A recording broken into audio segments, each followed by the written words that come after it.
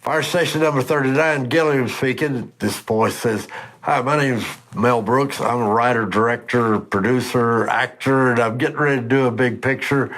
Saw a rough cut of Paper Moon last night, and I want you to be in my picture." I said, "Thank you, Mr. Brooks." I just hung up the phone.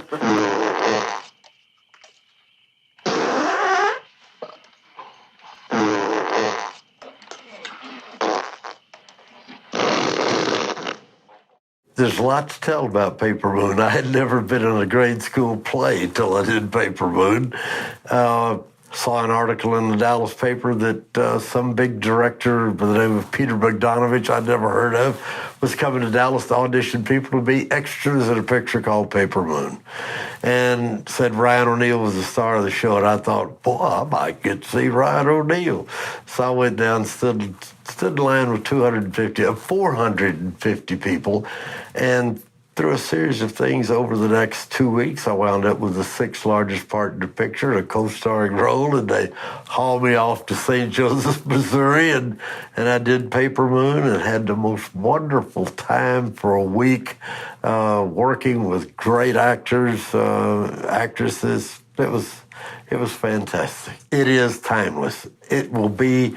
It's not probably in the magnetic form of a classic, but it's the best picture I was ever involved in. I was a fireman. I went back to the fire department. About 3 months later, I got a phone call at the fire station. Fire station number 39, Gilliam speaking. This voice says, "Hi, my name's Mel Brooks. I'm a writer, director, producer, actor, and I'm getting ready to do a big picture. Saw a rough cut of Paper Moon last night, and I want you to be in my picture."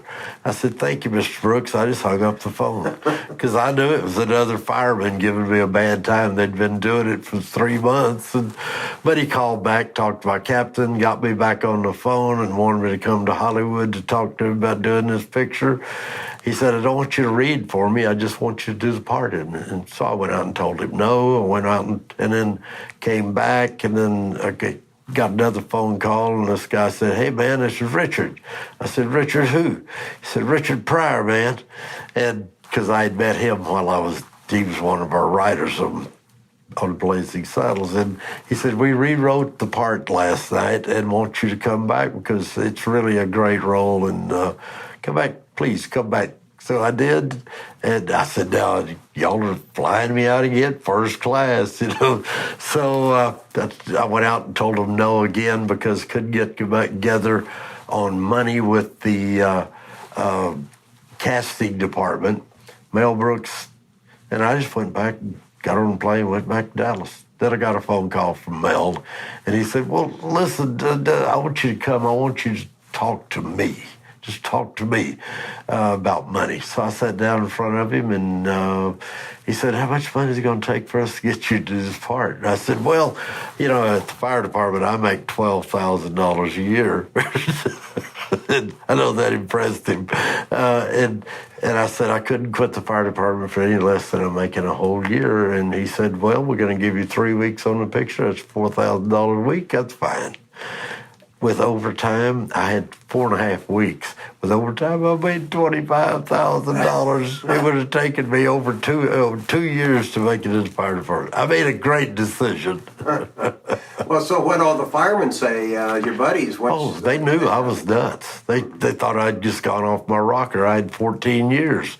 And as everybody else did, too. I was told by so many people. I had two people tell me, "Go do it," you know, and I went and did it, and I showed them. Well, Mel must have been quite the convincer. After I was there the second time, he called Peter Bogdanovich and told Peter that, hey, he just had to have me. They were going to rewrite the part, and he asked Peter if he would call me and go to bat for him, for Mel. And so Peter called me and said, "I think that Mel's going to call you again, and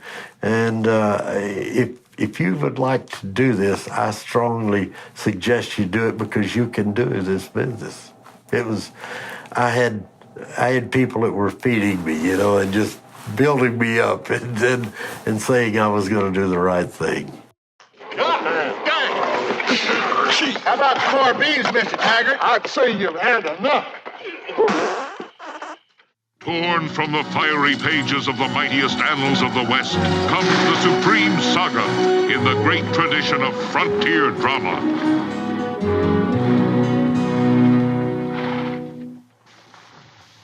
Francis. Slim took me under his wing, and I don't know why or how that happened. I don't think Mel told him anything, but everybody knew that I was brand new.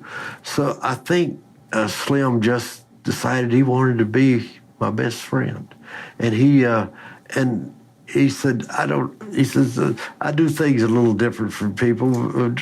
Directors really want you to say the same line over and over again, going through take one, take two, and all that. He said, I really can't remember lines that well. Get a hold of them bars. Keep your feet back.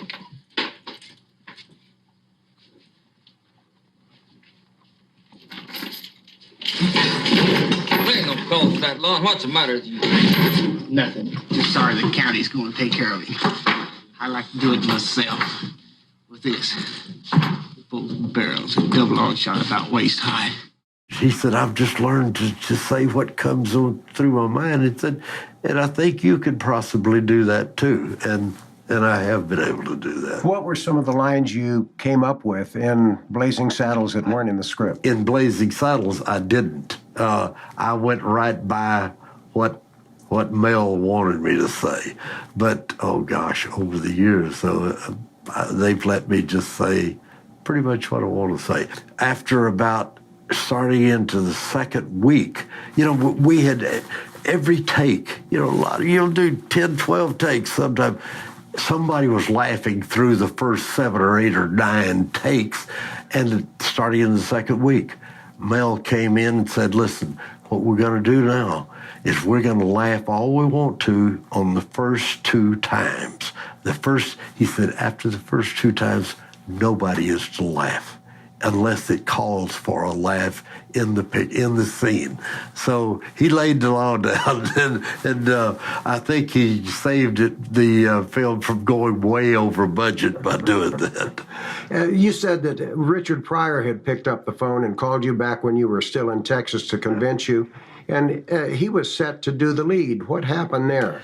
Well, there were 2 or 3 people at the top of Warner Brothers who did not want him. There was, he hadn't done any movies, but he had a reputation already in Hollywood of not showing up and doing exactly what he wanted to do.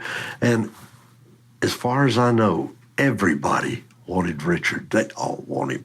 But those 2 people at the top put their foot down and said, we're not having him. But for about the first 7 or 8 days, Richard was on the set.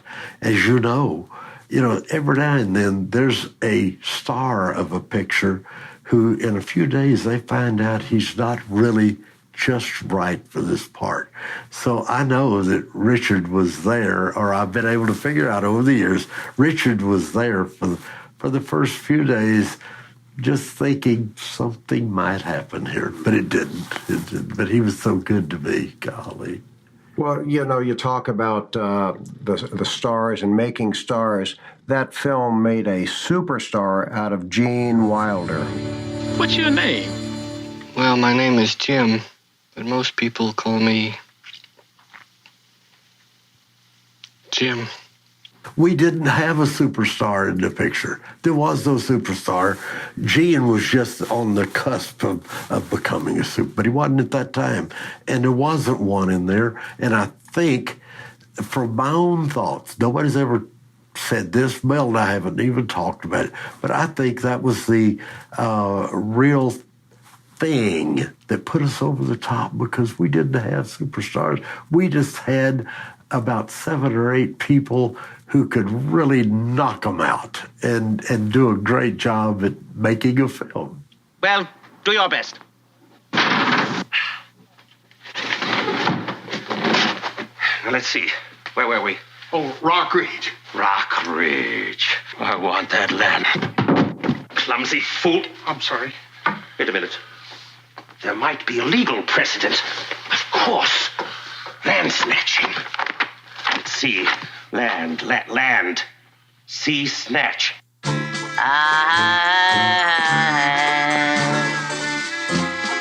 Hello, handsome. Is that a 10-gallon hat?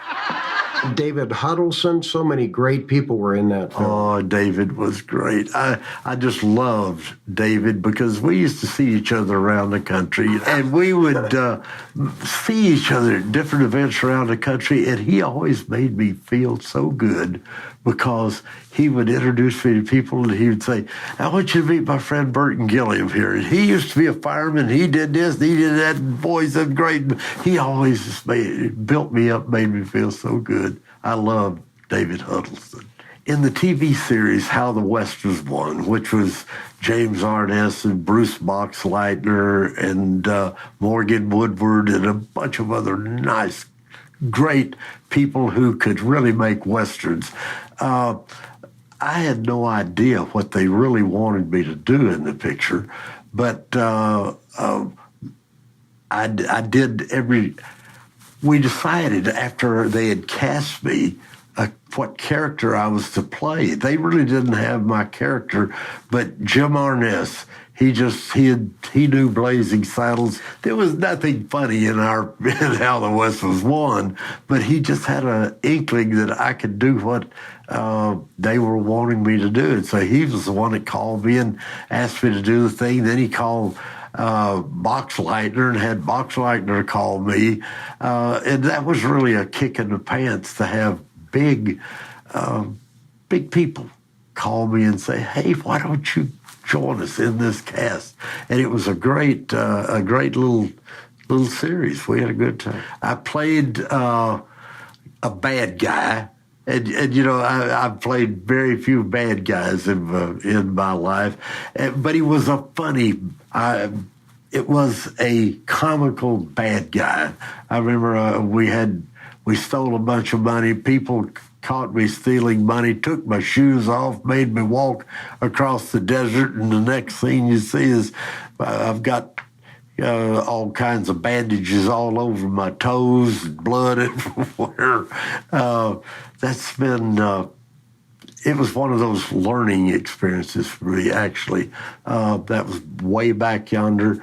And when I worked in my first 4 or 5 years, it was all a learning experience, and that was one of the big ones there because it would like, I don't know, worked on a thing 3 weeks or so, and it was a fun working, learning experience. Thanks for watching. My name is Rob Word, and we love bringing these programs to you. We've got a lot more scheduled coming up. We post a new one every single week, and we want you to subscribe, like, and share. Thanks for watching.